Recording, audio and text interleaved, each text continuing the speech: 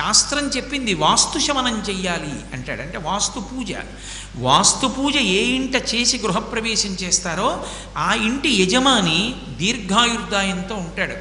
వాస్తు పూజ చెయ్యకుండా ఇంట్లోకి వెళ్ళినటువంటి వ్యక్తి సుఖశాంతులను దీర్ఘాయుర్దాయాన్ని పొందలేడు, సంతోషాన్ని పొందలేడంటాడు. ఎందుచేత అంటారేమో, విషయం ఏమిటో తెలుసుకోకుండా అదంతా చాదస్తామనడం చాలా తేలిక.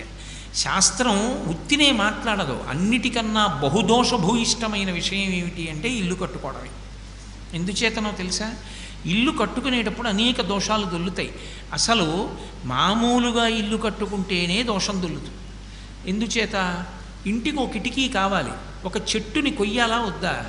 ఒక్కొక్క మహావృక్షాన్ని నరికినప్పుడు దాని ప్రాణం అంత తేలిగ్గా ఏం పోదు, చాలా కాలం ఆవహించి ఉంటుంది. దాన్ని రంపం పెట్టి కోసి చిత్రియ పట్టి తీసుకొచ్చి ఇంట్లో పెడితే ఏడుస్తుంది ఆ చెట్టు. ఇంటికి తలుపులు చేసావు, ద్వార